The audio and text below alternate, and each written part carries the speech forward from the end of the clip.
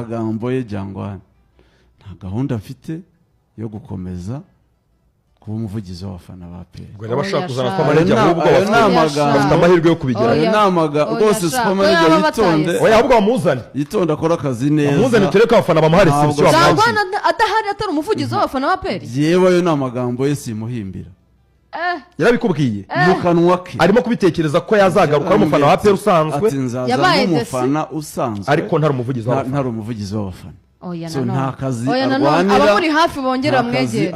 Ubwo rero abashaka kuzana Supermanager mufite amahirwe yo kumuzana cyane neza. Ariko rero noneho abakunzi ba APR bazamuha reception bakamwakira akabavugira ko akabahamagara bakita bakonvenke n'umuyobozi w'ikipe amwemere ariko kumwihakana. Oya ntabwo bishoboka kuko umuyobozi aracyazi Jangwani waravuga ko atamuzi. Abayobozi ba APR ni abahanga kare ntabwo ubuyobozi bw'ingabo bwa gushinga ikipe y'ingabo z'igihugu batazi urwego rw'ubushobozi bwawe, imitekerereze, ibyo ushobora gukora n'ibyemezo ushobora gufata. Ntabwo bishoboka ko APR FC yaterwa ishema n'ibintu Supermanager avuga amaze iminsi avuga. Ntabwo bishoboka.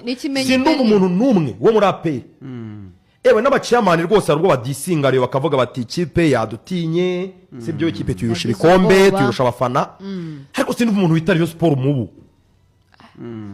sindabyumva rwose. Sindumva umuntu wo muri APR n'umufana usanzwe n'abakabange turagendana n'abasonga mbere n'abantu bacu turagendana.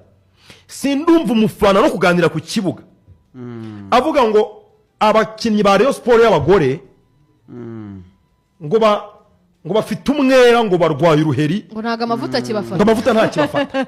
Sindi umuntu ushobora kurengera kuri urwo rwego. So ntabwo bazasunika ariko ntabwo APR ifite abafana benshi.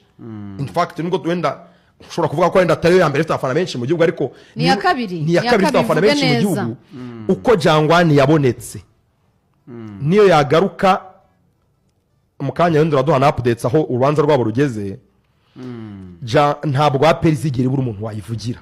Mbere ya Jangwani hari Emile Karinda.